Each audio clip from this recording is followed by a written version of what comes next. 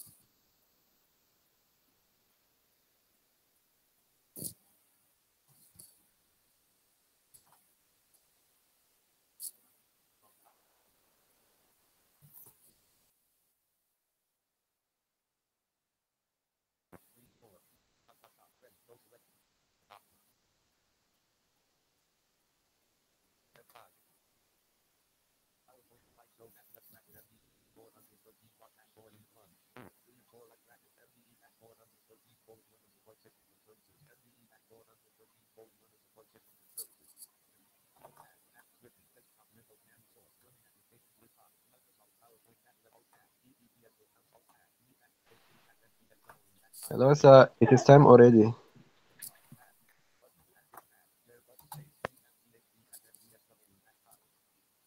Can you see the screen now? Yes, sir. The screen started. The screen has started, right? Yes, sir. Yes. Okay.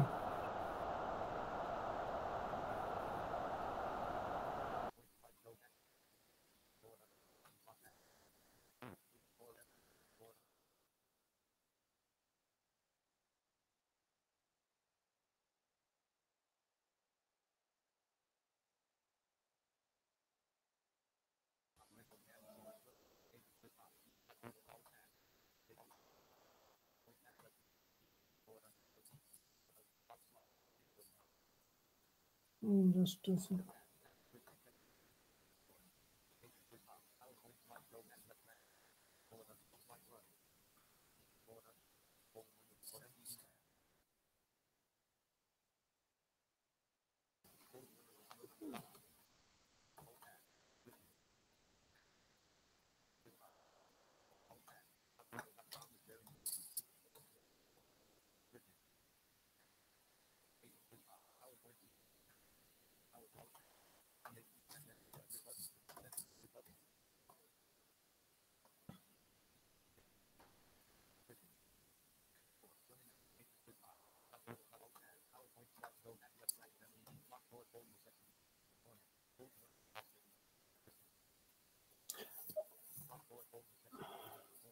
Okay. Can you see the PPT? Yes, sir. Yes, Okay, sir. okay. Friends, till last class, we had discussed block 1, 2, and 3. Okay. The first block was about the learner support services, the basic issues, and in the second block, we had already discussed about various skills, including the cognitive skills, reading, writing skills, study skills, then the problem solving skills, and in the third block, that was on counseling and tutoring services, we had already discussed about the counseling, various types of counseling, then about tutoring, then who are the academic counselors, and how to organize the counseling and tutoring, and then about just a minute. Okay. Then about the organizing counseling and use of technology for organizing counseling, and the qualities and skills required for organizing a counseling on for a counselor, and about this kind of many skills and qualities that we have already discussed. And now uh, today we will be discussing. Okay. Uh,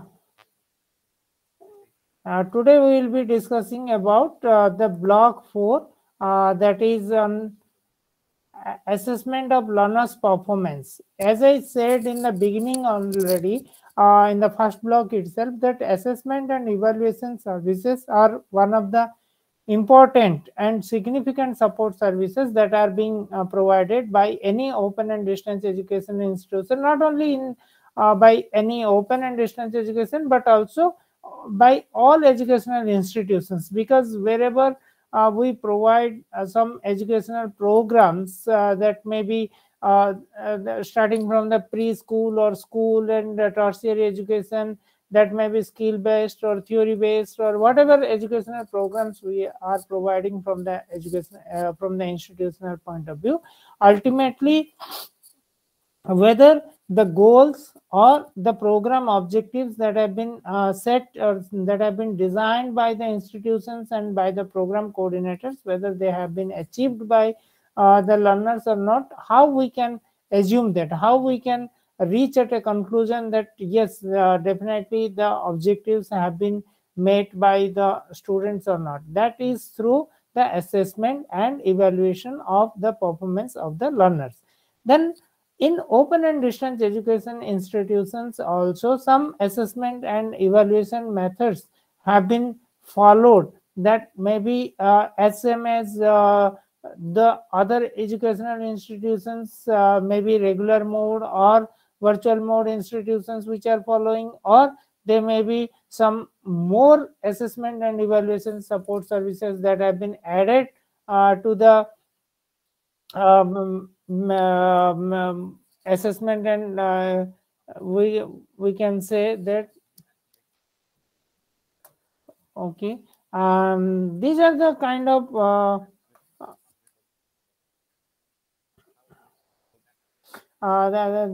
that's why assessment and evaluation support services provided by any open and distance education institutions become more important. And even we cannot say that Okay. Uh,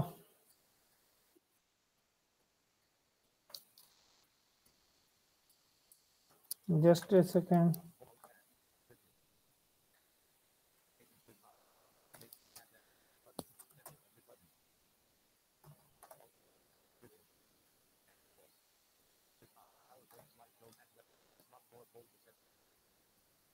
Okay. I kept on requesting you all to join on time so that we will not waste time within the 2 hours time that we get generally. But instead of that, also you are always joining bit late, and that is causing some sort of disturbance also, because as we have to admit you all again and again, that's why I have to switch over to the main page and then admit and then come back to the presentation.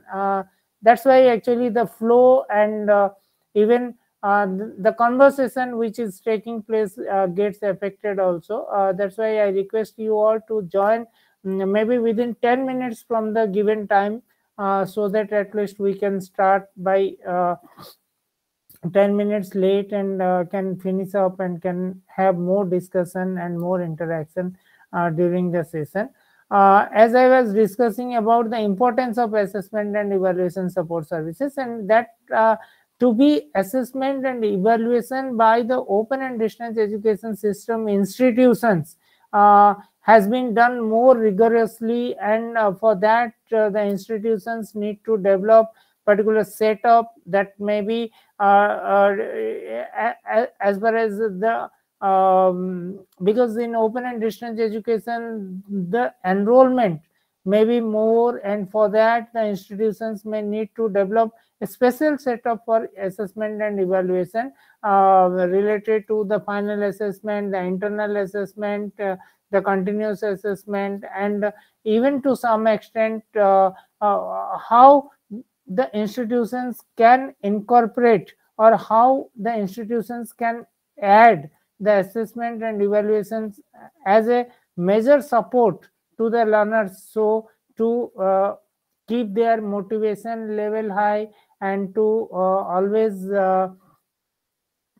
motivate them for their studies, and at the end of the day the learners are expected to achieve certain skills and certain knowledge and other objectives whichever been set by the program coordinators or course coordinators in the beginning. uh, in that sense this block has been designed, and here also we have 4 units together, and the first unit talks about the learners assessment in distance education. Then the second unit is talking about the tutor comments. We will talk that what are the tutor comments, why those are significant, and what is the importance of the tutor. About tutoring we have already discussed and studied, and today we will be discussing about the tutor comments which have been given by the counselors or the tutors for the learners to enhance their learning skills and to enhance their learning altogether.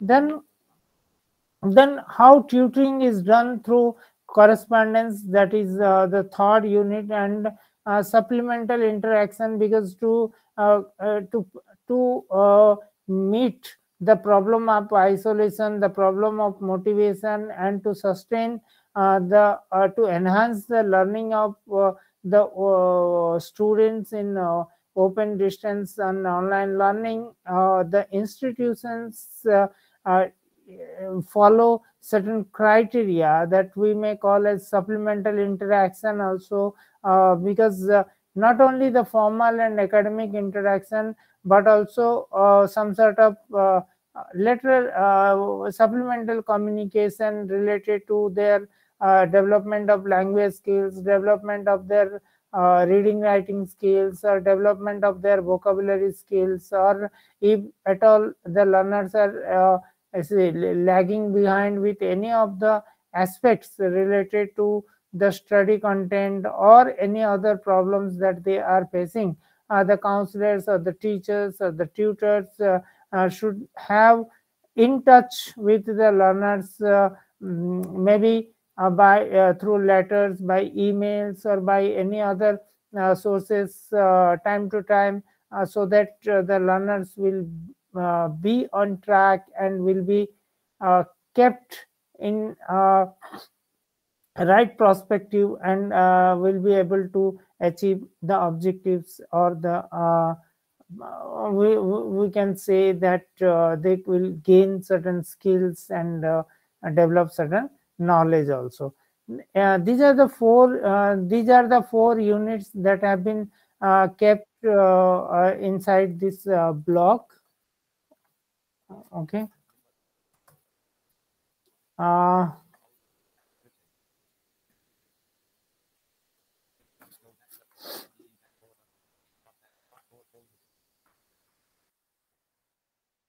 then as I already discussed about this block, okay, uh,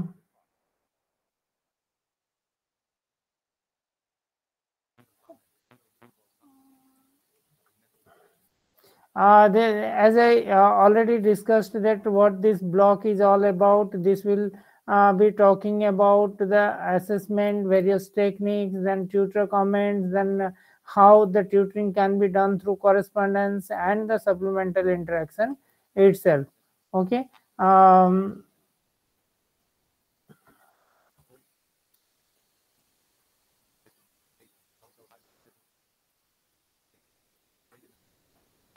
Even the grading and marking, how it has been done, and what are the types of assessment that are being used in DOL institutions, that also we will be discussing.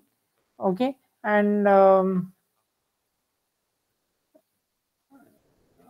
then the second unit, as I said already, that focuses on different types of tutor comments, maybe teaching type or non-teaching type, and how these comments generally help the learners to motivate or to enhance their learning skills. That is all about the second unit. And okay.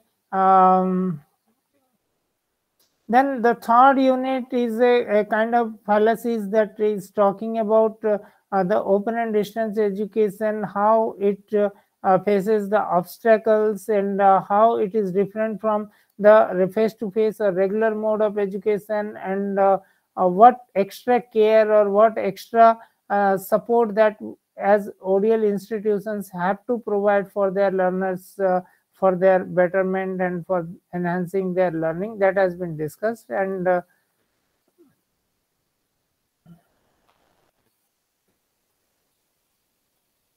then from a distance teacher or from a distance educator, how an ODL institution expects that how what should be the distance teacher or distance tutor should behave like, and how they should take care of their learners for their enhancement of the study skills and for the enhancement of their learning altogether, that has been discussed under the block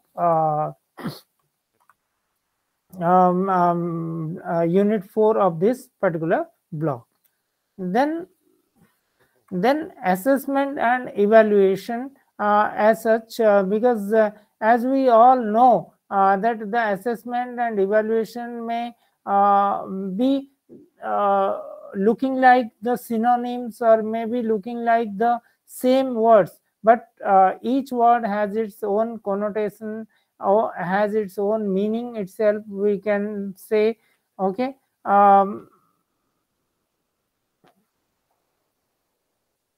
Because the assessment is learning about, or assessment is, we can say that process of obtaining information about a learner's learning. It is completely, we are obtaining certain information about a learner's learning, because assessment may be done in between of pursuing the program, or at the end of the program also. But when we talk about assessment, it is obtaining information about a learner's learning. Okay. progress and achievement, how well the learner has learned during or at the end of the course, and assigning a value to it. Okay, and through assessment we are not only obtaining information about how much learning has been taken place by the learner, along with that we are even assigning some value also to it. This is called the assessment. Then evaluation. When we talk about evaluation, we can say that evaluation is a much wider terminology, because it is more than assessment. Altogether we can say test, measurement and assessment, all these three things make together the evaluation as such, we can say. Because test is the quantitative or qualitative test, or some sort of examination or a set of questions that we ask for the learners to obtain certain information or data, that is called test. When we call measurement, through that we measure the performance level of the learners, and that may be numerical or grades or something we measure. And the assessment, here when we talk about assessment, it is obtaining information about a learner's learning and adding a value to it, that is called assessment. But when we talk about the evaluation, then evaluation consists of all the three: test, measurement and assignment assessment. Okay.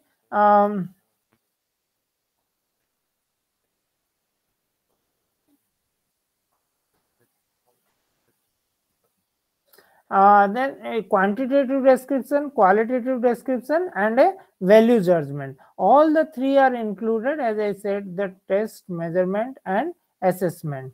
Okay.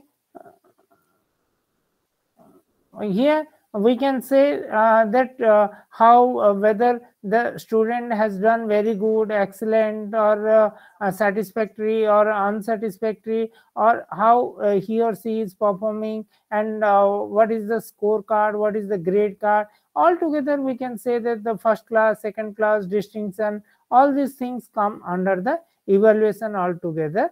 Okay. By now I think it must be clear to all of you, is it? Assessment and evaluation, is it okay? Yes, sir. Yes, Yes. sir. Yes. Okay. Okay. Then we can, then when we are talking about the evaluation, then evaluation may be of two types. Okay, the formative evaluation and the summative evaluation. Okay.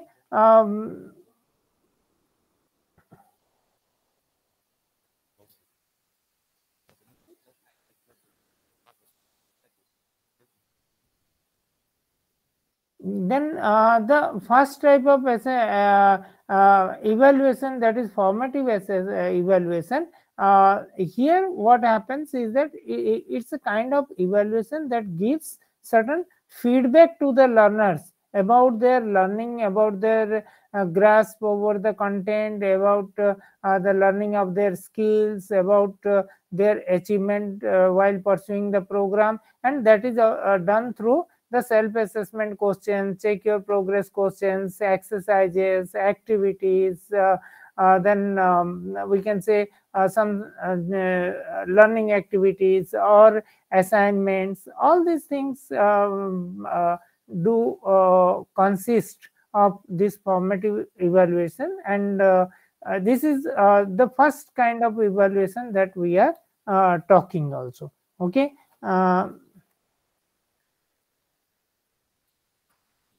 Okay. Okay. Then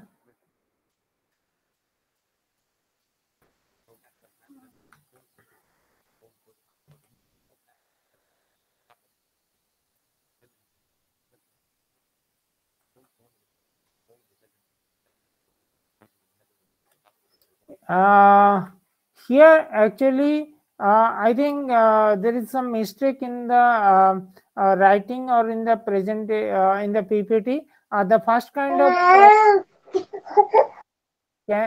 can you please mute yourself?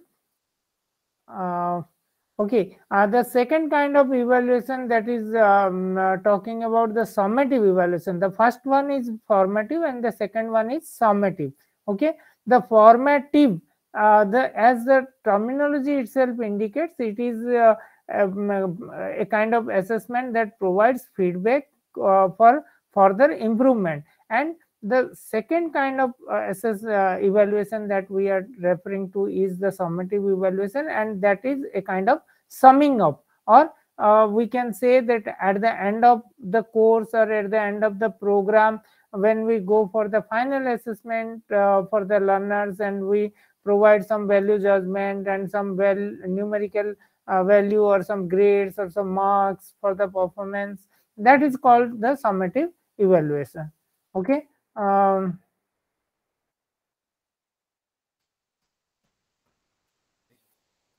the term and examinations, as I said, okay, these are the kind of types of assessment we can talk about, or evaluation we can talk about in open and distance education. Then types of assessment in distance education. Okay,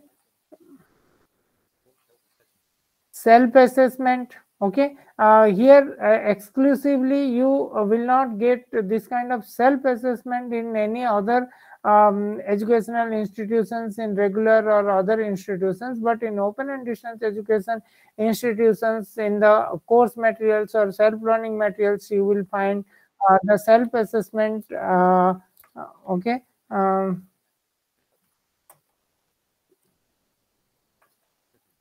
Okay. You will get self-assessment inside the study materials. Okay. Um, then about the continuous assessment, as the word indicates continuous, that means starting from the very beginning, when a learner follows the material and does the assignments or does some activities or does the exercises and all, and based on that, if he or she has been given some comments and some assessment for the performance that he or she has done made has made after going through certain units or courses, or certain after attending the assignment responses and all, and that to be that is a kind of feedback along with the values, along with the assessment grades or marks, or the other assessment criteria. Some feedback or some comments are being also given by the counselors and the teachers, so that the learners will get an opportunity to enhance their learning, and it's a kind of feedback. That's why here the two-way communication takes place between the institution and the learners in open and distance education system, and that is called the continuous assessment also. Okay, then as we all know that term and examinations, which are being conducted by the institution at the end of the course or the program, maybe that the term and examinations may be conducted once or twice in a year as per the institutional policy, but here, after appearing the term and examinations, generally the institutions do the final assessment or the summative assessment of the learners, and based upon that, the learners are being certified also, whether they have received first class, second class, distinction, then what are the percentage of marks or grades that have been awarded to them, and it's a kind of award of degree, we can say, that after term and examinations. Then alternative assessment methods. Here only pen and paper examinations, or only the term and examinations are not the only criteria for assessment. Even in open and distance education system, some alternative assessment methods are also being followed by the ODL institutions. That may be seminar paper submission and presentation, then internship, then portfolios, then maintenance of journals, or Many other such techniques are being also used by the open and distance education institutions across the world. That also we will be discussing in detail, maybe in another few minutes. Okay. Then when we talk about the self-assessment in open and distance education system, okay, then what exactly we are referring to, and okay, and how these are being inbuilt by the open and distance education institutions, that we have to see. As we all know that the open and distance education institutions generally depend upon the self-learning materials and which are being provided to their learners, and where the teachers are inbuilt into the materials, and the institutions utmost take care that there should not be any communication gap between the learners and the teachers, and the learners should not feel isolated, and they should always feel the presence as if the teachers are sitting in front of them and teaching them directly. That kind of feeling should come to them, and that's how the materials have been designed by the open and distance education institutions, we can say.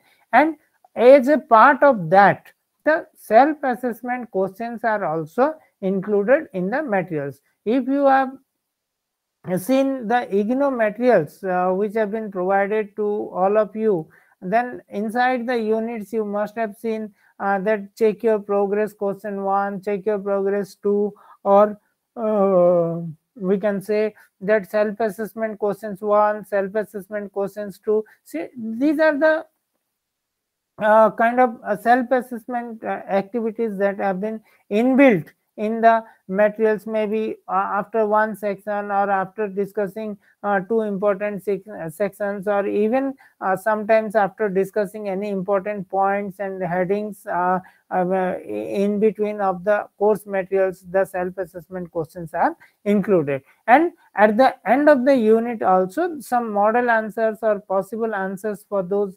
self-assessment questions are also being provided by the course writers or by the teachers also. Why the model answers or possible answers are being provided? Because whenever the learners are studying, they are expected to study the content or grasp the content that has been discussed inside the unit on their own, and after going through a particular section or subsection, they should do the self-assessment questions or check your progress questions, so that they can check their progress. They can know that how well they have grasped the content, and whether they have been able to remember the facts, whether they have been able to solve the problems that have been discussed, or whether they have been able to analyze the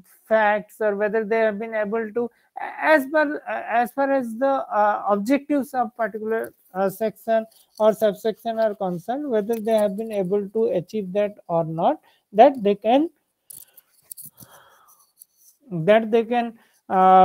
assess themselves, because it's a kind of self-assessment we are talking about. And for them, the small kind of questions are being given, and the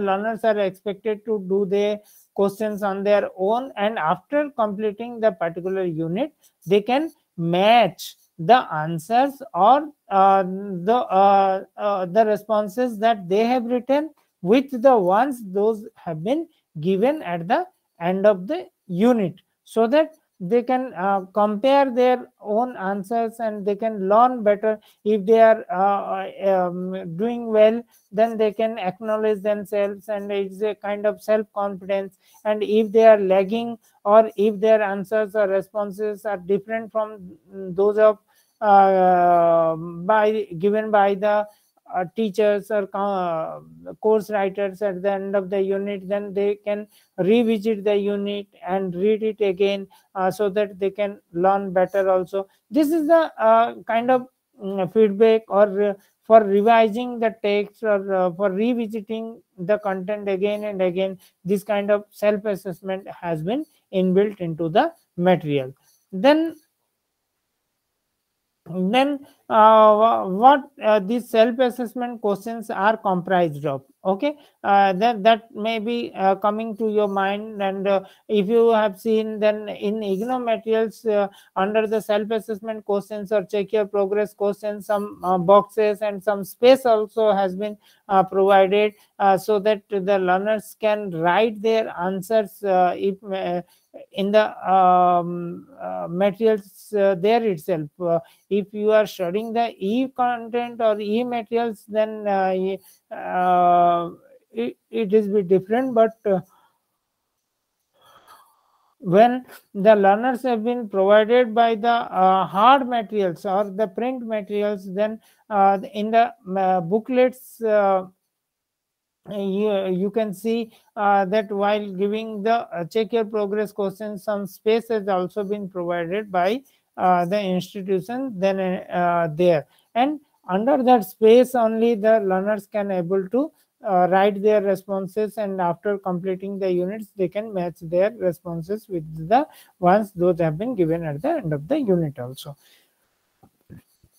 And then what kind of questions can be these self-assessment or check your progress exercises consist of? Okay,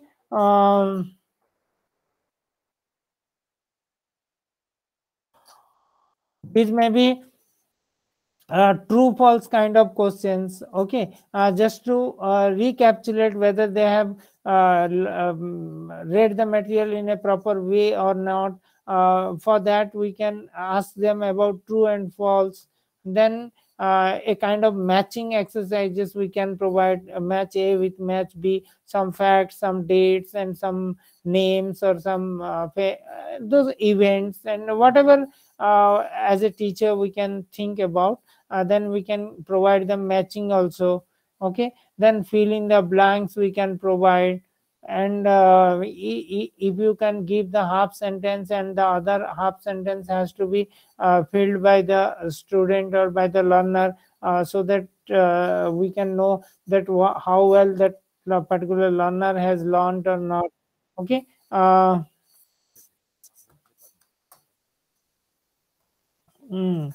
then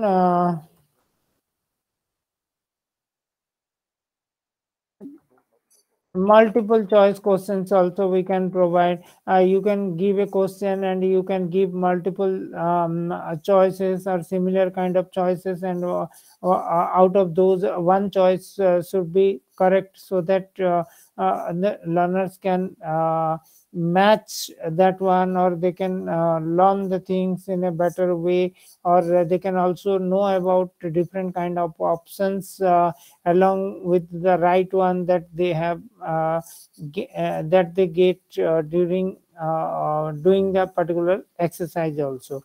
Then sequencing also, because if a number of facts are given in a disturbed way, and the learners may be asked to write them in either ascending order or descending order, so that they can remember the facts, that which one had happened first, and then what has happened, and followed by which activity or which event, so that they can remember the things in a sequential manner. When we read about the memory and sequential memory, and that time we had already read that how these skills can be developed among the learners also.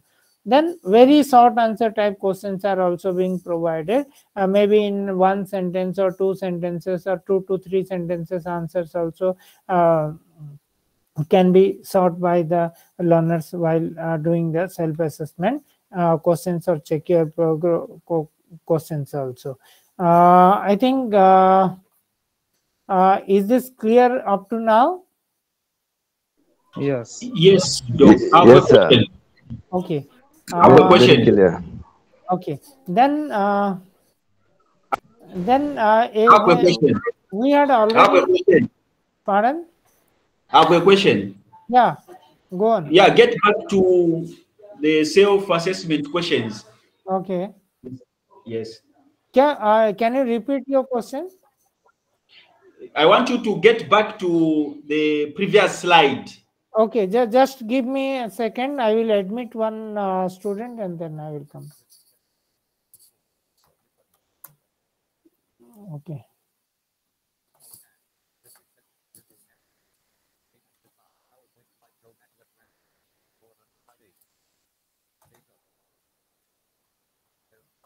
Yeah. Yes, sir.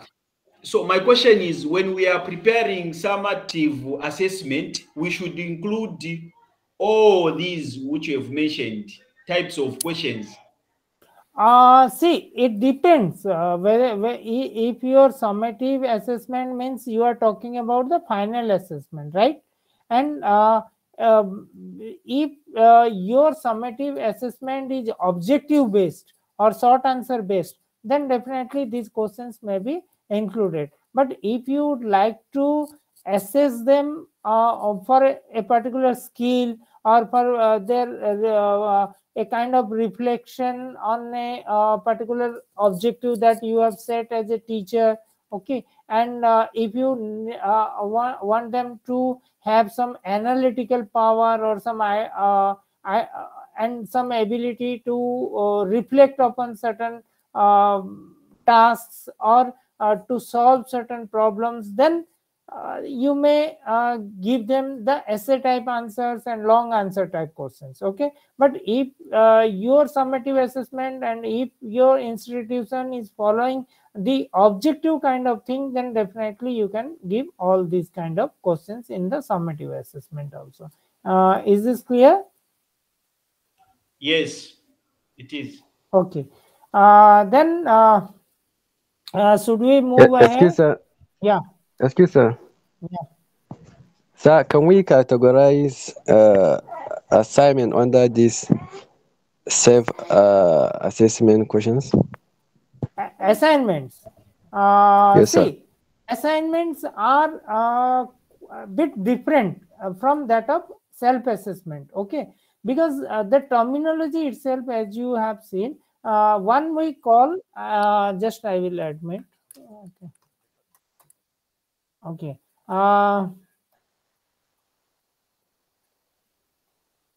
Yeah, one we are calling it as a self-assessment. Self-assessment means a kind of assessment that is being uh, carried out or done by ourselves, by the self, by the learner themselves. Okay, then we are calling it as self-assessment, because here whatever questions or answers the learners are attempting while going through the material, they don't need to submit those responses to the institutions or the to the counselors or the teachers for evaluation, for which they are not going to be given any marks or grades.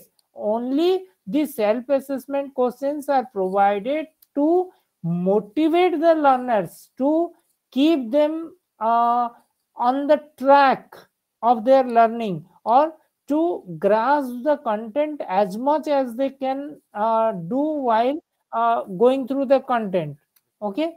um, just a second. Uh-huh.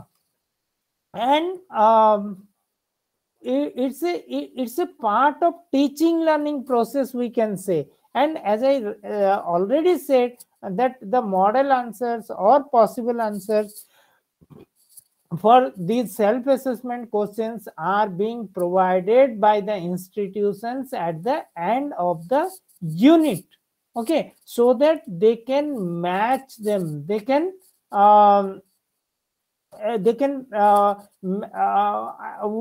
we can say that they can match the answers that have been given by the teachers at the end and the kind of answers that they have prepared on their own while going through the unit, so that they can recapitulate or relearn if they have made any mistakes, or and even they have the time to revisit the unit or study material again and learn the things if they at all missed out anything, okay. For that sake, self-assessment is being used, and that is the main reason behind giving the self-assessment is to enhance their learning or to give a kind of feedback. But this is done in a different way.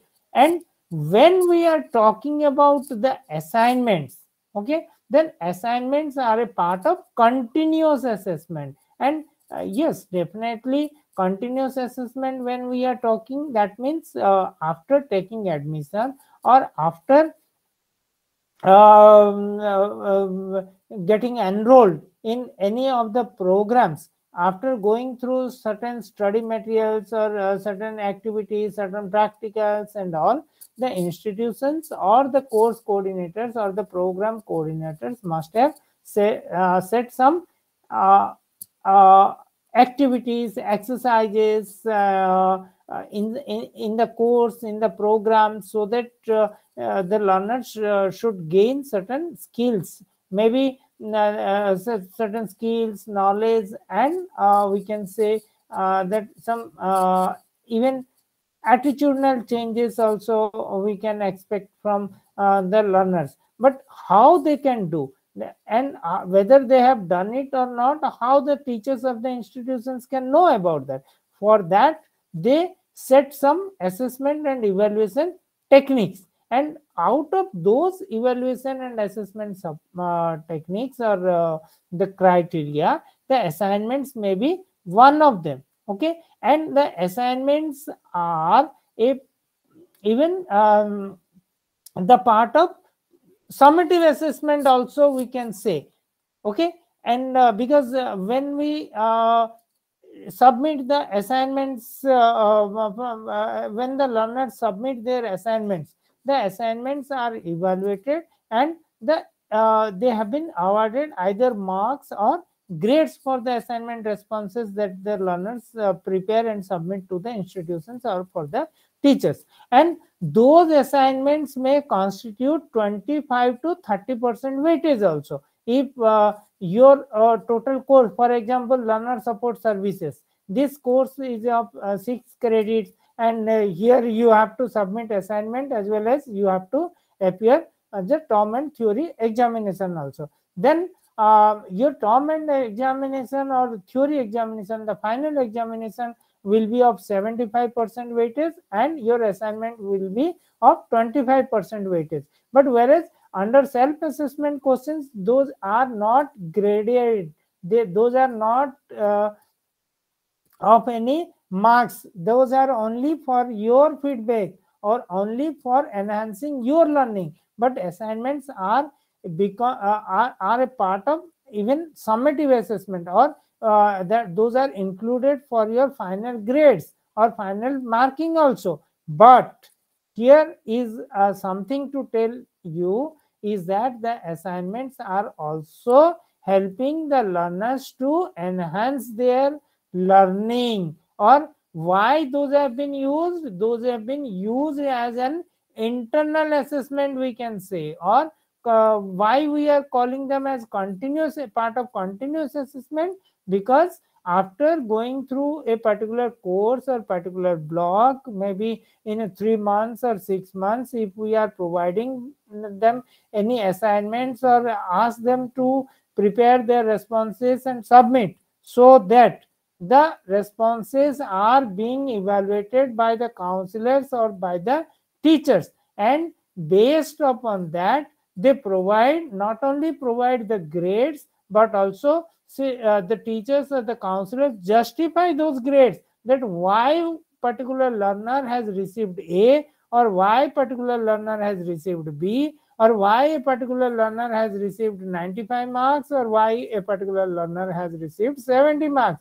And they explain that where the learners are lagging behind and what kind of improvement exactly they need, and whether they should follow the same presentation style or not, whether their grammar is correct or not, whether their discussion, analysis, or listing of the facts or sequencing or whatever has been asked inside the assignment questions, whether the learner has made a right choice or right attempt or not, and how well the learner has grasped and command over the content that has been taught inside the materials or inside the unit.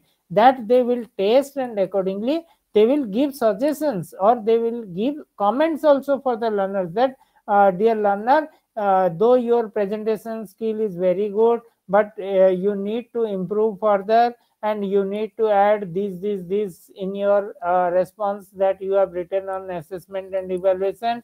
You should discuss more on formative assessment or summative assessment. These kind of comments are being given by the counselors or teachers, so that the learners will get an opportunity, and they can know that where they have made mistakes and how they can improve further, or what else they have to read for preparing for the term and theory examination, so that they can do better in the final assessment or 75% assessment when it will be done at the end of the program. For that reason, the assignments are being created, and it is a part of continuous assessment. Yes, definitely, as self-assessment questions, the assignments also fulfill the same maybe objective that those have been given to give feedback to the learners and for enhancing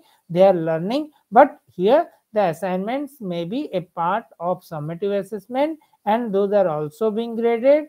And here the two-way communication is made between the learners and the teachers or the counselors. But in self-assessment, the possible answers or model answers are already given in the unit at the end, so that the learners can match their responses with the ones given at the end. And in under self-assessment, no marking or no grading has been done by the teachers. Is it clear?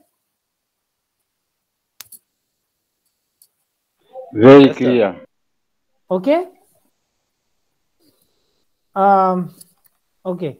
Then we can proceed further. Okay. Then yeah, continuous assessment that we you have already asked, and I have already explained the assignment. Still, we will discuss more about these assignments and also. Okay.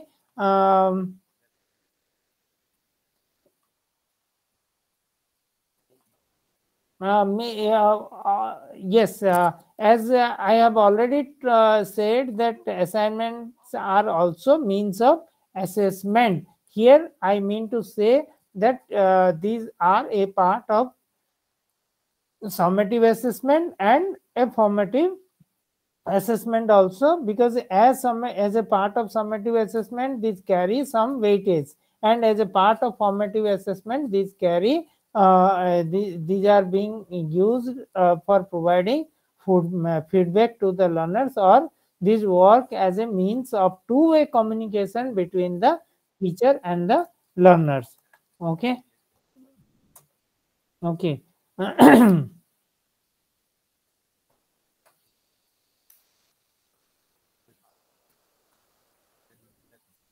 Okay.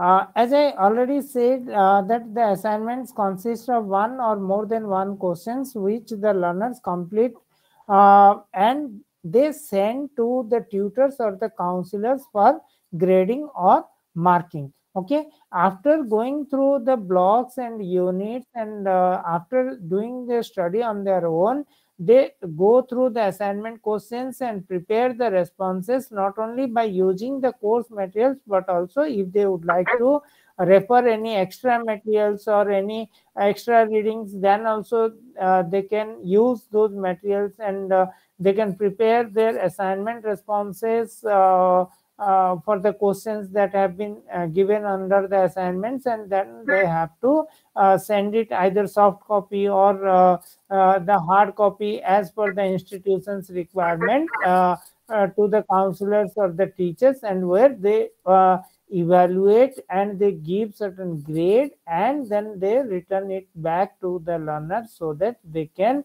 get an opportunity to know that where they have mistakes and what way they can improve their self further for preparing the term and examination theories, and as well as they can know that what exactly grades that they have received for the responses which they had submitted, because that is also 25% weightage which will be counted for their final assessment.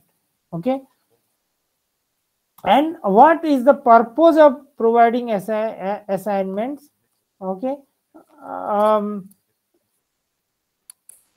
because as we already said, that in open and distance learning system, the distance is a factor between the teacher and the learners. Here the physical separation is being talked about under the institutions and under the ODL system. That's why the assignments are used as a two-way communication, as a means to create two-way communication between the teachers and the learners, because they submit the assignments, then the teachers also can feel that yes, whatever course materials we have provided to the learners have read, and this is the response that we have received from the learners, and based upon those responses they can evaluate, they can assess their learners, and they can guide their learners that where they lack or where they need to improve, or whether they are doing well and whether they are doing excellent, or how they however whatever way they are performing, that they can either appreciate, either they can compliment, or they can even give some suggestions, comments also to the learners through written comments, so that to enhance their learning, or to control or to motivate their learning altogether, we can say. Okay.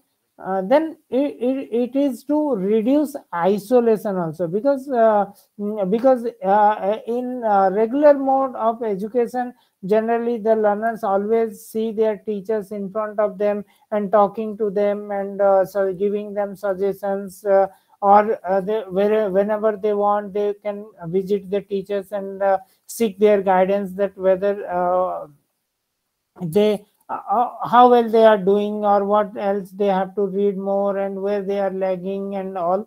But in open and distance education, these opportunities are very rare, and that's why it is said that assignments are the means through which they can feel the presence of a teacher also, because once they submit their assignment responses, and when they get them back with some suggestions or comments, the learners can feel that yes, the assignment which I have submitted to the to my course coordinator, or to the program coordinator, they have gone through, and I have been written some message for me. That kind of feeling will come under the learners, and if they are being appreciated by the teachers, then that will give them more confidence, and even the kind of positive comments that have been given by the teachers will help them to study further, that will sustain their motivation, that will break down their isolation,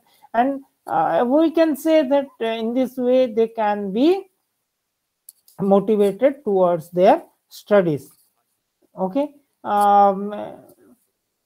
Even it provides not only feedback to the learners, but also feedback for the teachers and the institution also, because otherwise, if you have taken admission as a students of med program, and if you won't if assignments would not have been there, then we as a teacher, or IGNOU as an institution, will not be able to get any feedback from your side, that whether you are studying or not, whether you have seen the material or not, whether you are at all following able to achieve any set goals for the particular program or not. No feedback, no communication between the learners and between the institution or the teachers. But if you write assignments, and if you get some comments or suggestions by the teachers and counselors on the assignments that you have written, then only it's a kind of feedback for the learners as well as a kind of feedback for the institution and the teachers as well. Okay, and that's why it is called the continuous assessment, because it goes on between the learner and the teacher, and as it continues the learning of the learners, and it tries to break the isolation and tries to enhance the motivation of the learner, and even provides the feedback for the learners to improve further for their final examinations. For that reason, we call it as a continuous assessment. And you may be given a short answer type question, or you may be asked to write a short note on continuous assessment in open and distance education. Then you have to write all these things under your answer also. For that sake, and for the examination point of view also, you need to understand the continuous assessment, the self-assessment, all these things very clearly, and you should know the purpose behind them and the way they have been done, and we can say that the significance and the techniques and all the intricacies which are there under the continuous assessment and self-assessment, that one has to grasp also. Okay, is it clear up to now? Yes. Okay. Okay. Then what are the types of assignments that the open and distance education institutions are using, that we can discuss also. Okay, that may be essay type, as I have already explained, that to check the the descriptive ability of the learners, or to check the analytical power of the learners, or to check certain qualities. We can say that presentation style, the content grasp, the other higher order cognitive, higher order skills, the comprehensive skills and all of the learners. The teachers may provide some essay type questions also to the learners. Okay, then short answer questions are also the part of assignment questions. Okay, the objective type questions may also be asked, but all this depends upon the course coordinators and the program coordinators, as per the objectives and as per the set goals for the particular program. They may decide that what kind of questions, whether essay type, short answer type, or very short answer type, or objective answer type, what kind of questions they can build upon, and they can talk about. All these things matter a lot, and those can be added under the assignments. Okay, these are the type of questions which have been given, or which have been discussed under the assignments. Okay, then what exactly the assignment questions are aimed at? Okay, whenever we talk about the assignment questions, and then the assignment questions aim at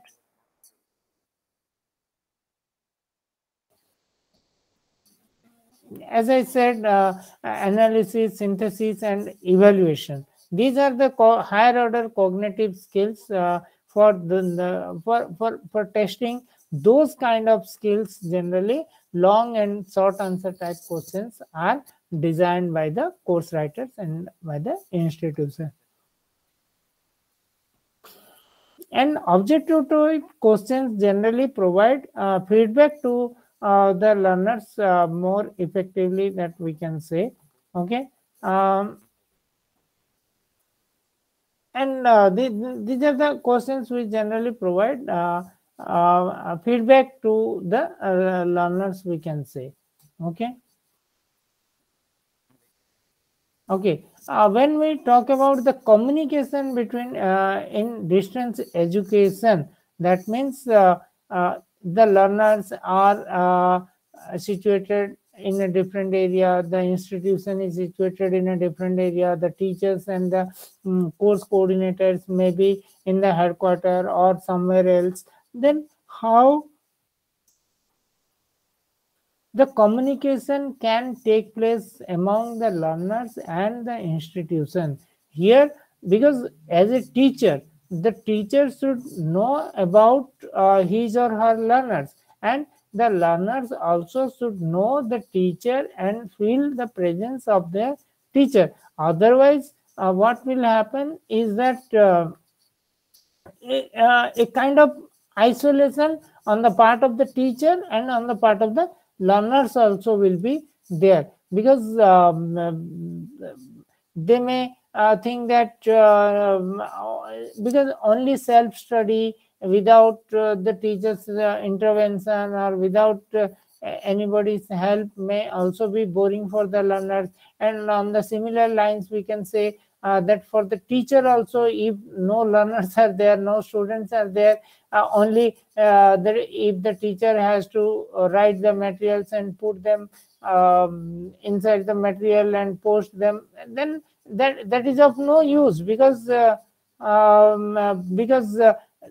teacher also will not be able to know that whether the content written by him or her is useful or not, and how well the content has been grasped by the learners, whether that is of any use or not, they cannot even know also.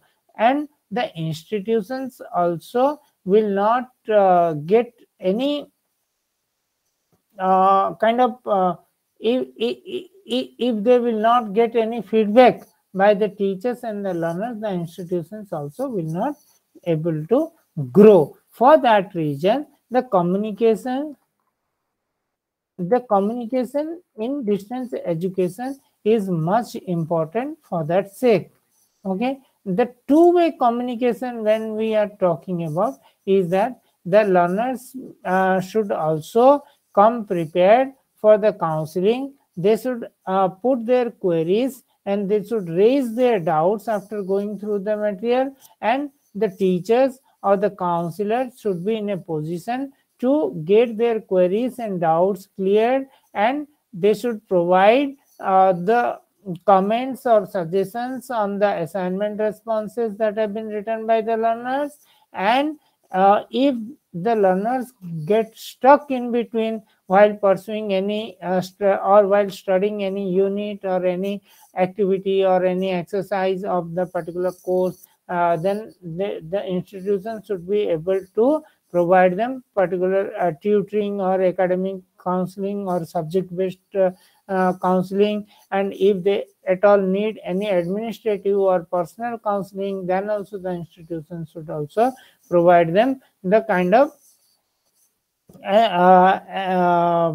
support services. And as we all have already discussed that there may be learners who may be deprived of various kind of services, for the learners with disabilities or for the learners who are from very poor background. If they need any kind of financial assistance or scholarships, then also the government should come forward, or the institutions have to collaborate with some of the agencies or the governments who can create some scholarships for the poor and meritorious students also for their study. All these kind of services should be enhanced, and there should be a proper communication between the teacher and the learner also.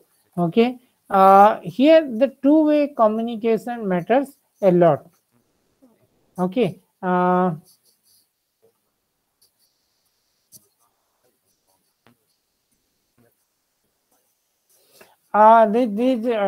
we are talking about two-way communication, that we are writing to the learners, because here the teachers on their personal, they can write mails or letters to the learners, and they can be in touch with the learners. Okay,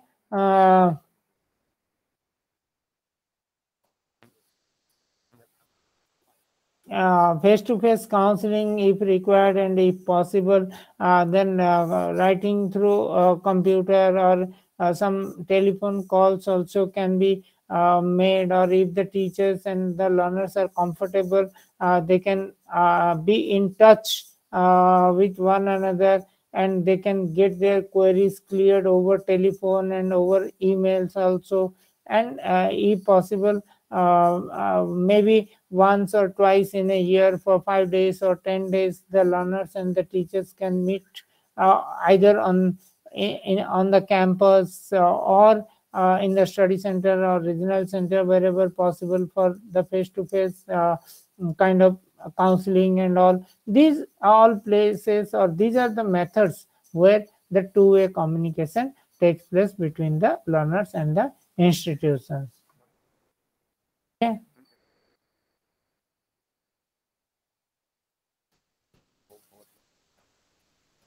And simulated communication, when we talk about, that is generally about the course material or the self-learning material that have been used by the ODL institutions, where we generally say that the teacher has to be inbuilt into the material, and the learners should not feel isolation, or should not feel that the teachers are not there to teach them. They should always feel that as if the teachers are sitting in front of them and making them to learn. That's what they should feel, and this is called the simulated communication. Okay. Guided didactic communication, that is which has been talked about the homework also. Okay. Now, which is very important. Is it clear up to now? Yes, sir. Is it? Okay. Should we proceed further, or do you have any queries or doubts till now? It's clear, sir. Hello, sir. It's clear, sir. Clear. Excuse me, sir. Yeah. Yeah. I think you will speak about this SLM. What does it mean under the number 2, stimulated communication? What does SLM? What does it mean, sir? Yeah, SLM means self-learning materials. Okay. The study materials or the course materials that have been provided by the open and distance education institutions are called the self-learning materials, or in short we call them as SLM. Earlier it was known as SIM, self-instructional material, but now we in open and distance education system we call them as self-learning materials, or SLM, because here rather we are instead of giving importance to the instruction, we are giving importance to the learning of the learners, and that to be we provide much importance. Can you mute your? Yeah. Much importance to the learning of the learners, and we try to inbuild the teachers into the study materials, and through the teachers what we expect is that the materials should be written in a conversational style, or addressing the questions of the learners. The teachers have to anticipate that as if the learners are sitting in front of them, or as if they are teaching to the learners, and they are making a conversation to the learners for teaching the content. And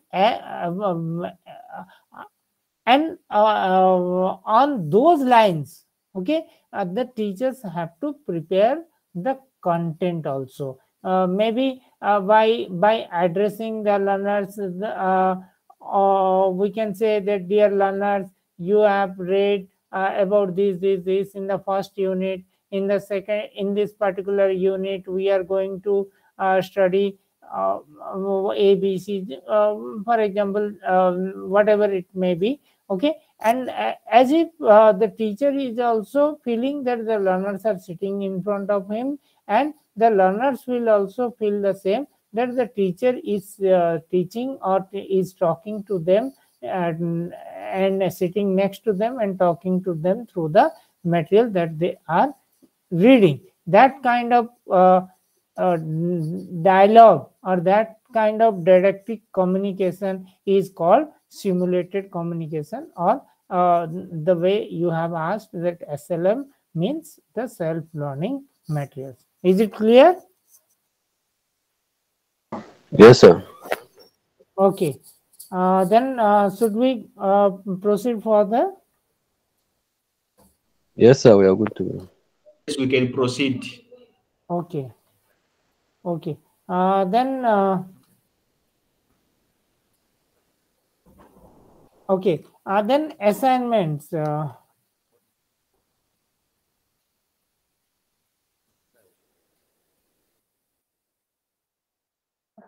As we have already discussed, that assignments are the part of formative assessment or continuous assessment also, and to some extent a part of summative assessment also. Okay. Assignment is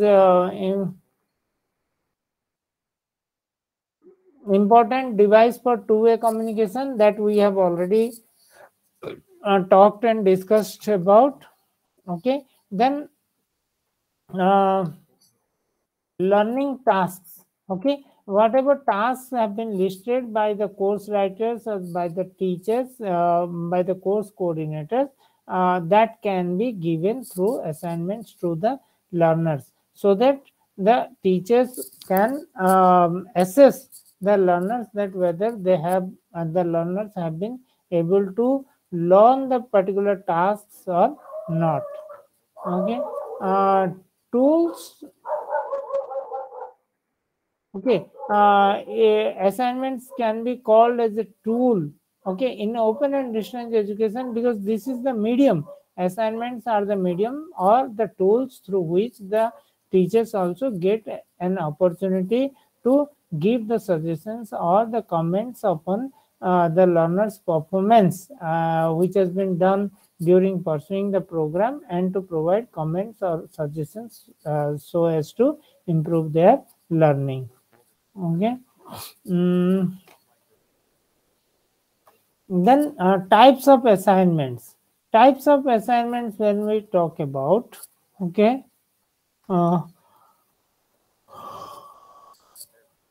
tutor marked assignments and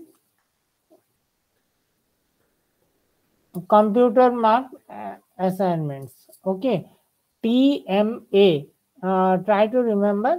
TMA stands for tutor marked assignments, and similarly CMA stands for computer marked assignments. In open and distance education system, like other educational institutions, here also two types of assignments are used. One may be the tutor marked assignments, and another may be the computer marked assignments. Okay, when we talk about the tutor marked assignments, then definitely the assignments which are written and submitted to the institution, to the counselors or the teachers for their suggestions and comments, and that is called the tutor marked assignment.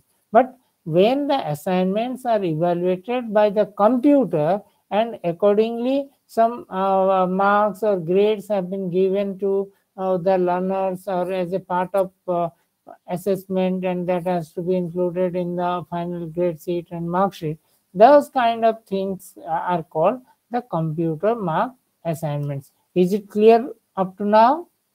Is it clear? Yes. Yes. Okay. Then issues in assignments handling, because as you all are the students of Master of Arts in Distance Education, maybe in the future you will handle the open educational institutions from any universities or any colleges or any institutions that you will work for, and you may contribute as a teacher, you may contribute as a distance education professional, then definitely you will come across all these issues, and then you have to plan those things, and you have to manage all these things as a teacher and as an administrator and as a course coordinator, or as a program coordinator also. Okay. Then as we all know that in open and distance education system, uh,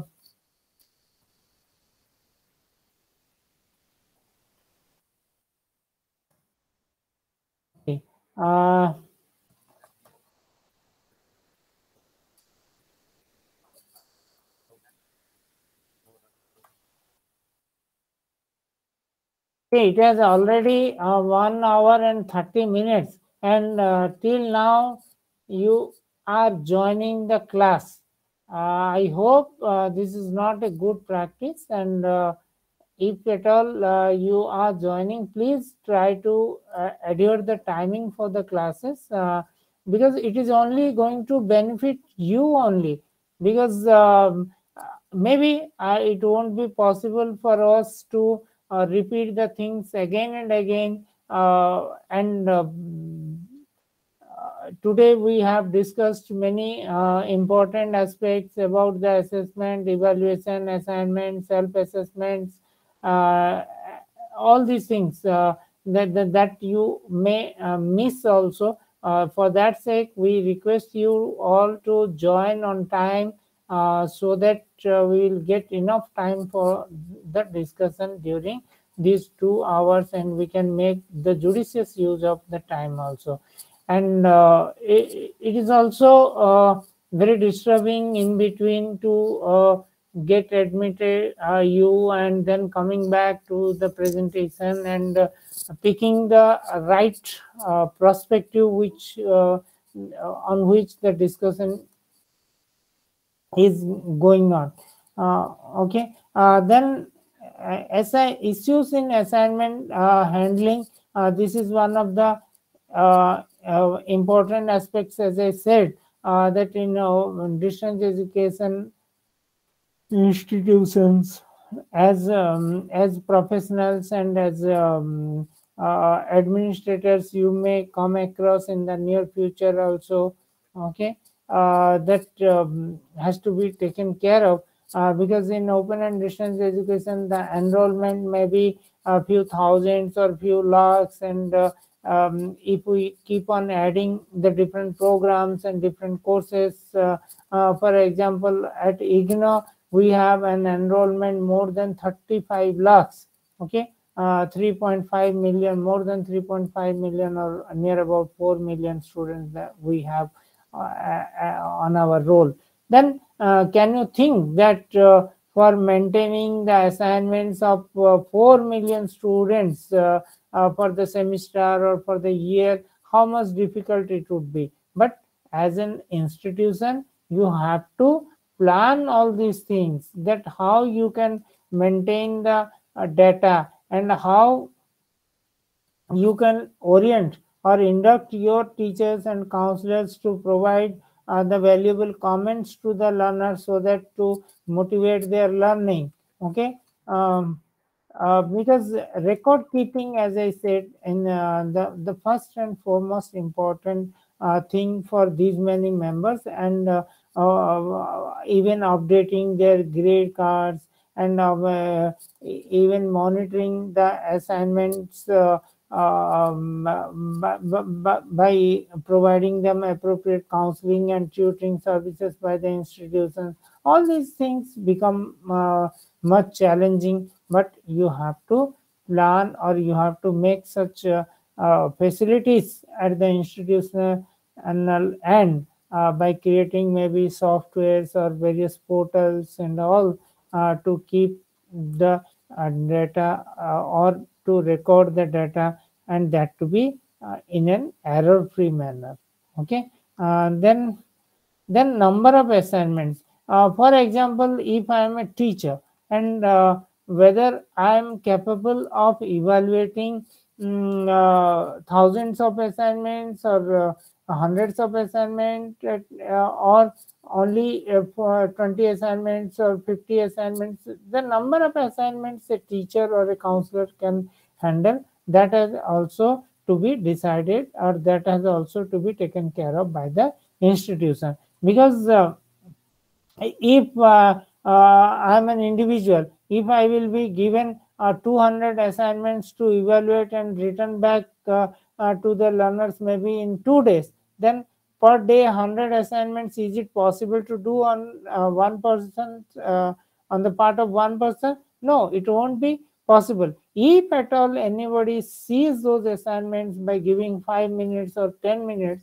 then also we can say that 14 to 15 hours time, if 10 minutes if at all anybody gives, but one cannot give 10 minutes to each assignment per day.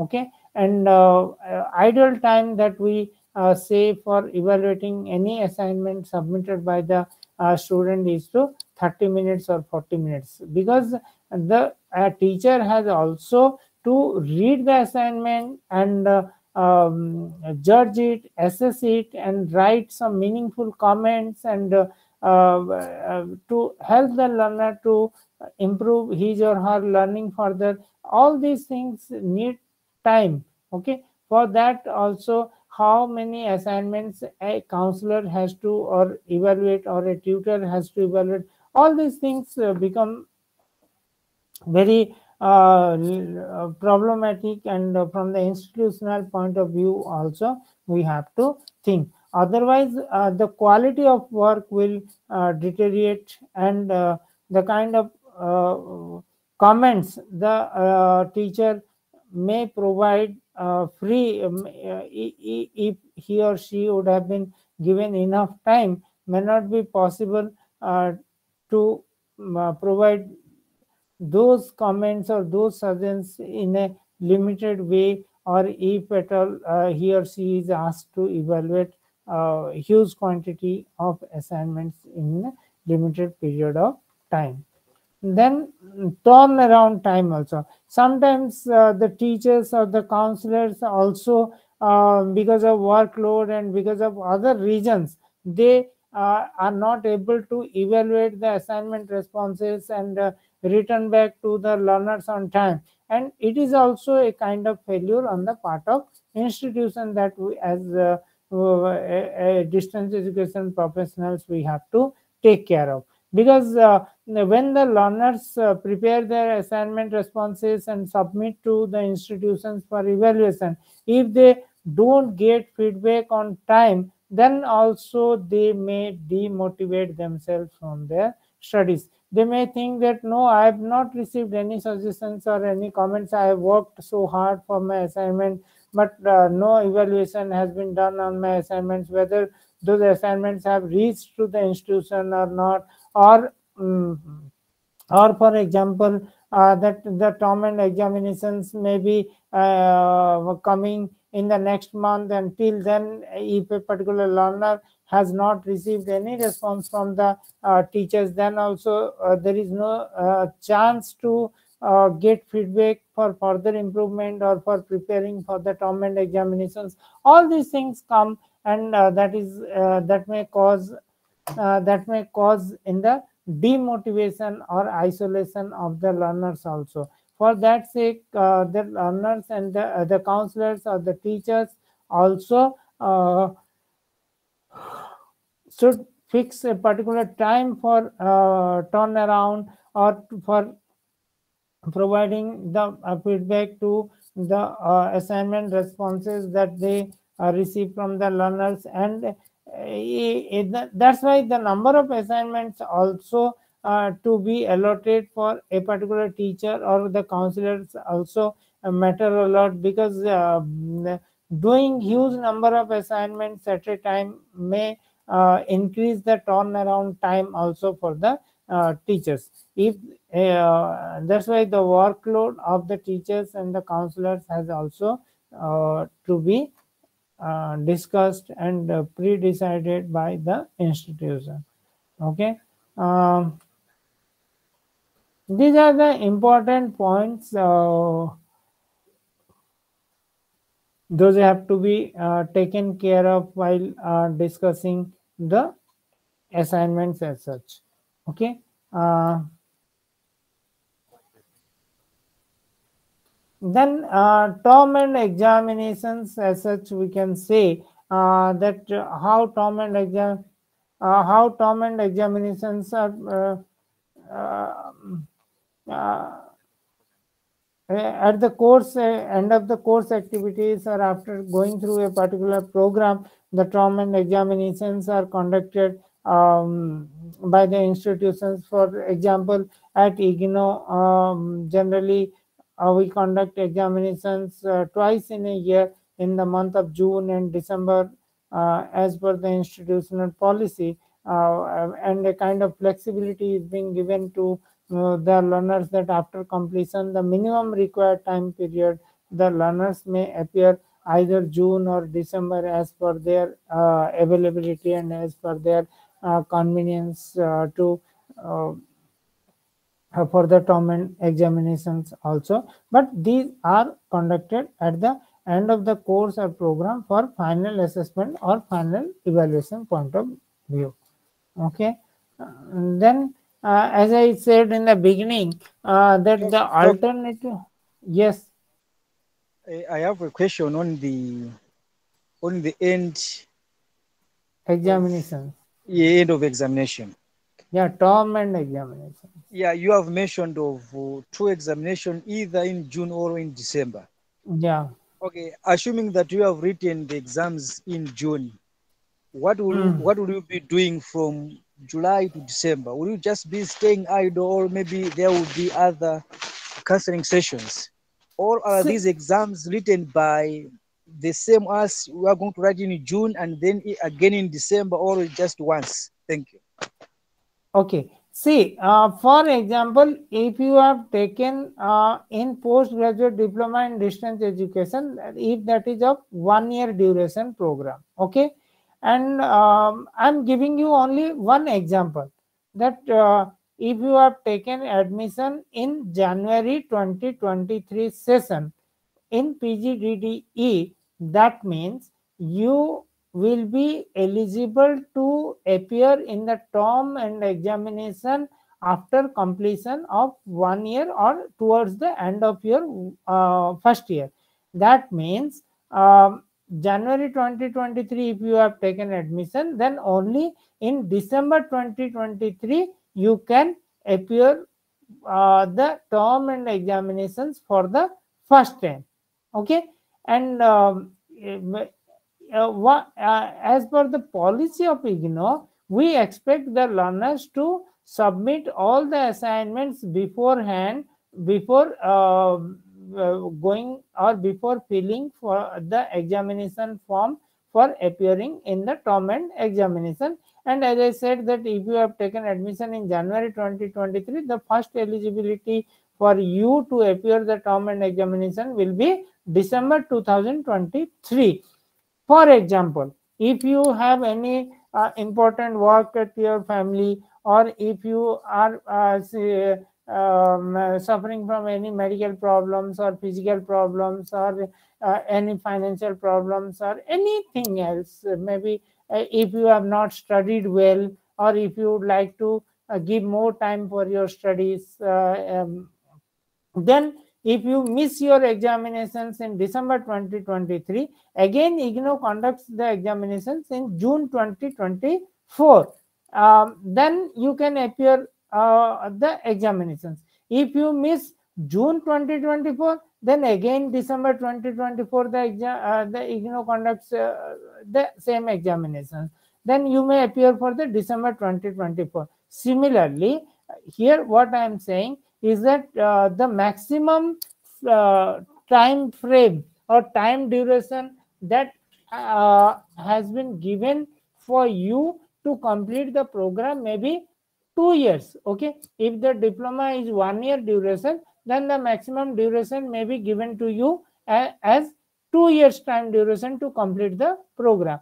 Then if you have taken admission in January 2023, that means you have to complete your program by December 2024, and within that you will get 3 chances to appear the examination. First is December 2023, second is June 2024, and the third chance is December 2024. Then as a student, if you miss the first one, you can prepare yourself to appear in June 2024, or if you miss the 2 chances, then you may prepare yourself to appear the December 2024. In this way, the institution or the ODL institution are following the flexible method also. Instead of rigorous and doing or giving you only 1 year's time to complete the program, the institutions also provide 2 years time, and within that 2 years also the examinations are conducted 3 times for your convenience, and you have to appear the examination and you can clear the examination. In this way, I think the twice in a year are much better and much even useful for the learners sake, we can say. Is it clear? Yeah, yes, thank you. Yes, sir. Okay. Then alternative assessment methods, if we talk about, okay, alternative assessment methods, peer assessment, because in the term and examination theories or the papers, when we conduct and do the final assessment, as per the requirement of various courses and as per the design of the program, sometimes the institutions and sometimes the course writers also decide to go for some alternative assessment, which are also can be a part of summative assessment or final evaluation also. Under that, what is going on, what else can be included are that peer assessment, okay, then project assessment.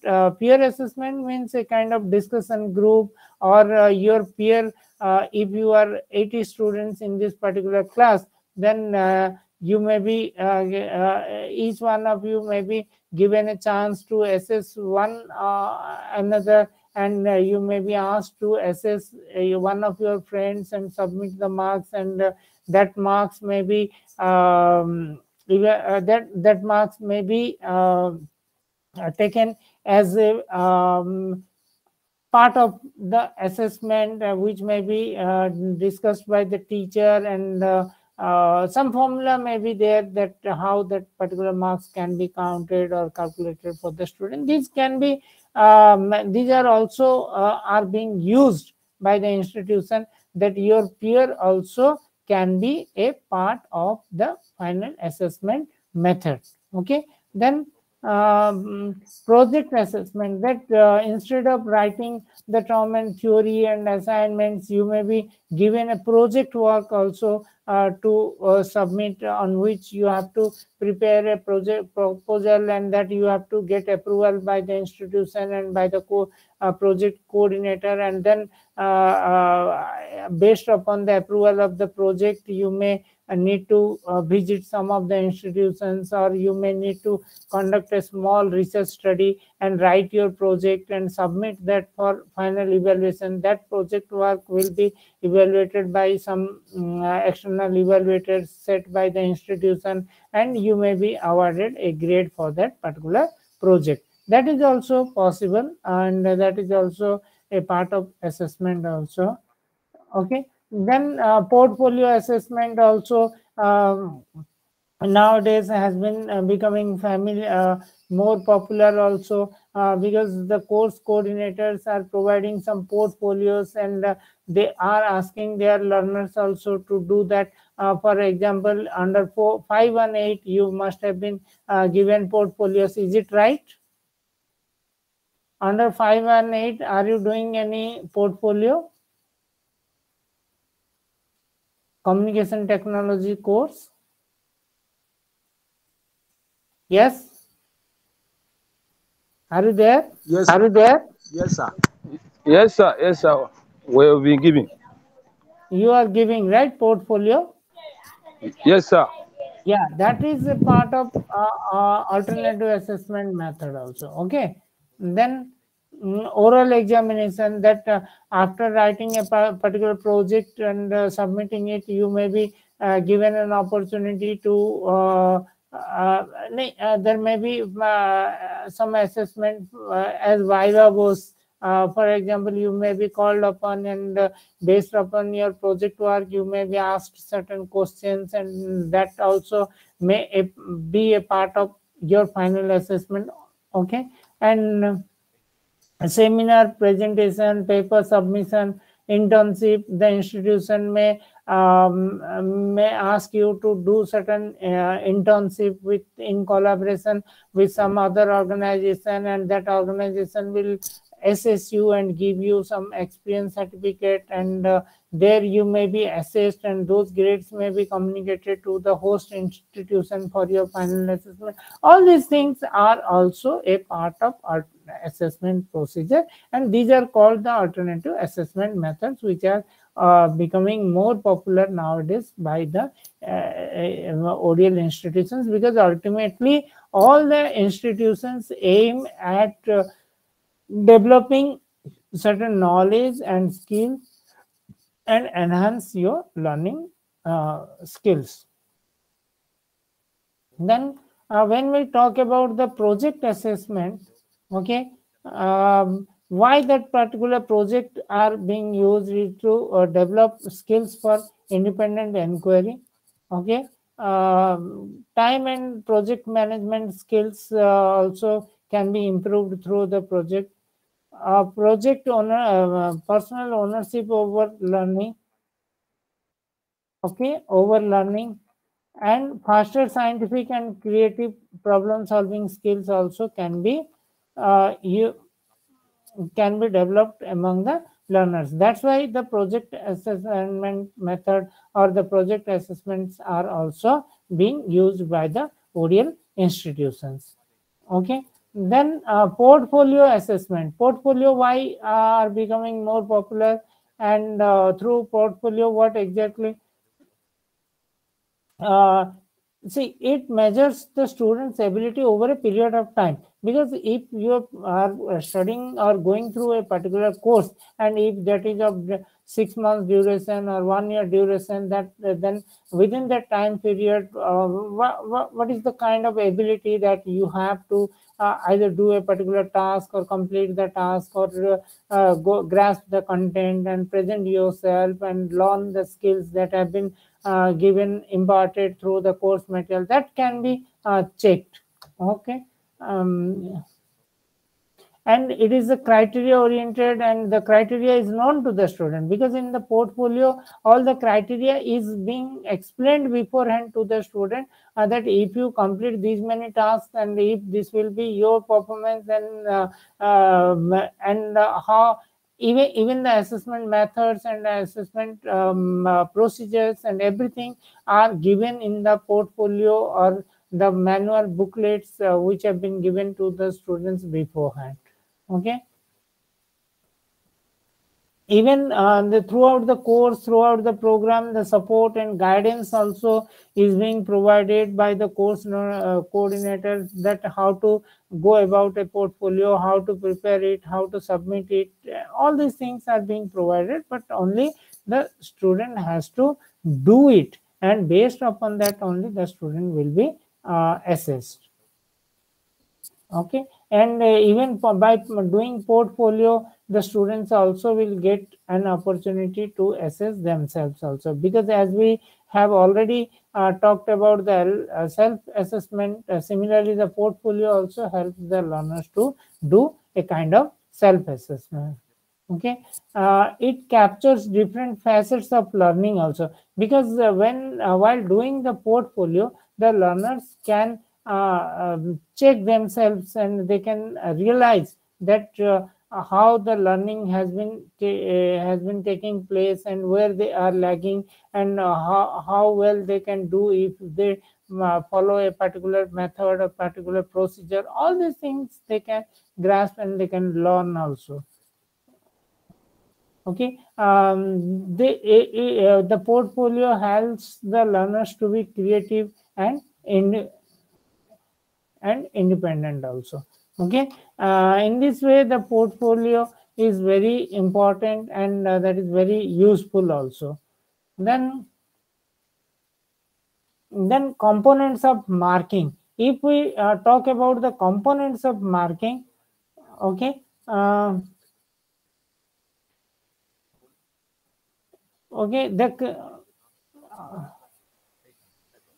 understanding of the content, structure, presentation, these all things become more important while evaluation. Okay, if we are evaluating any assignment, then understanding, structuring, and presentation, these are the three things which generally a course evaluator or the teacher looks at. Then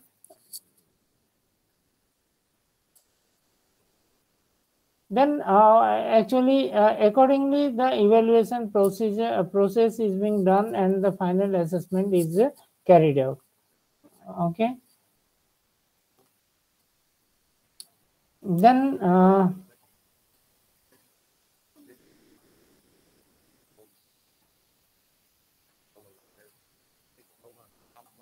then mainly structure, adequate content, the presentation, language. Okay, all these things matter also for the grading also. If you can see the table and the presentation, then you can definitely know that description.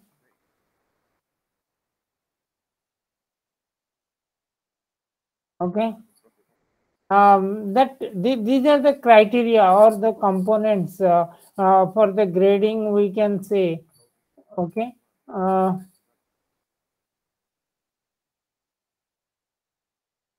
see, how the understanding is nominal, and if a particular task is fixed, and if it has no relation with the other tasks, then we can provide them D. And if at all no concept is clear, then we can provide E. Okay, then multi-structural. Okay, if they are understood independently, but if they are not related, or if they are not presented in a related manner, then we can provide them C also. Okay, then relational. If those are structured in a coherent manner, then how B grade can be provided.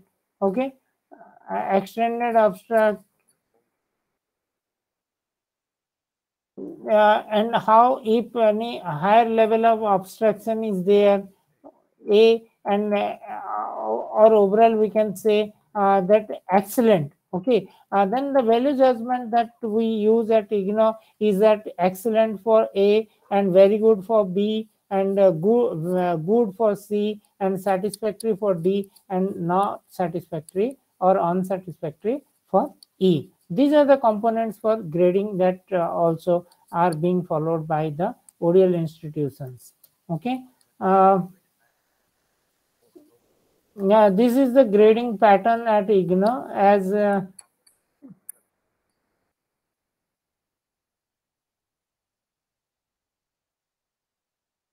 4.5 and above, that is A at IGNOU. Then 3.5 to 4.4, 4.4, that is B, and that is very good. And 2.5 to 3.4, that is C and good. And 1.5 to 2.4, that is D and satisfactory. And below 1.5, 1.5 up to 1.4 is E, or unsatisfactory or not satisfactory. Okay.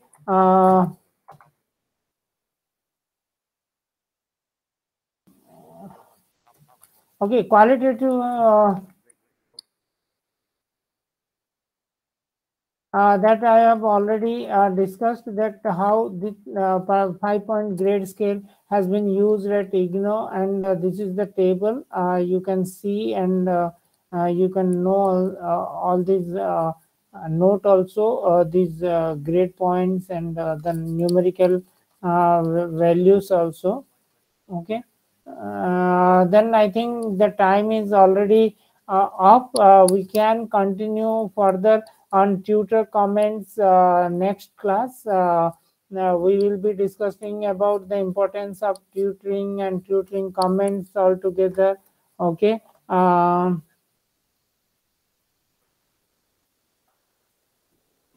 Okay.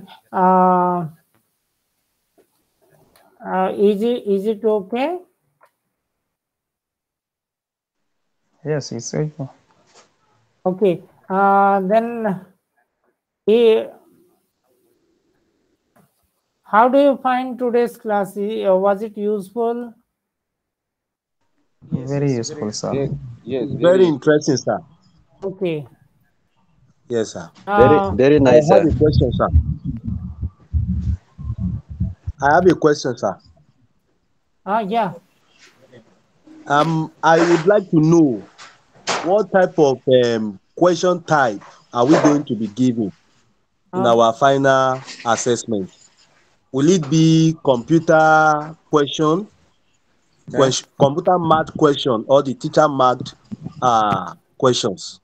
You will be. I hope you will be given teacher marked questions only. Okay.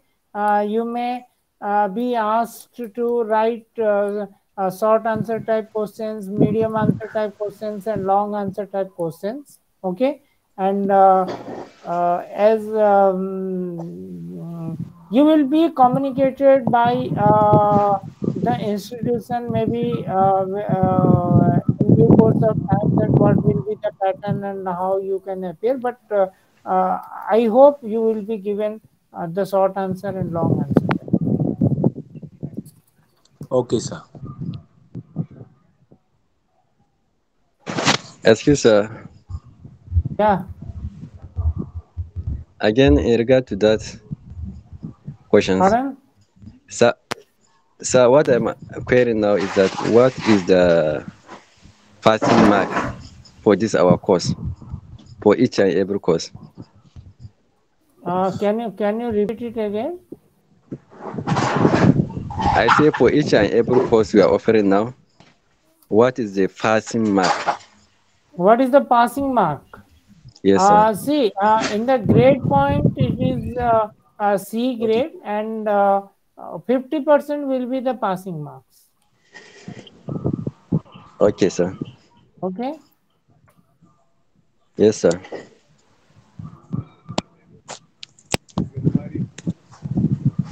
Okay.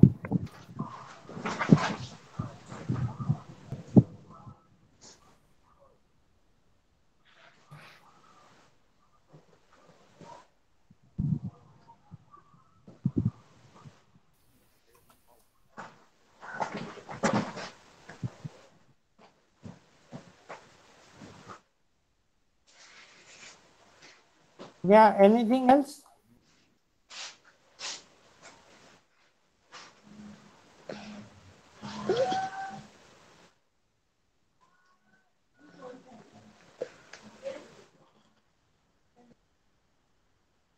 Yes.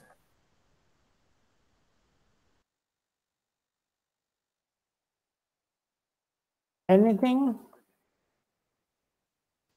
Nothing, sir. Okay.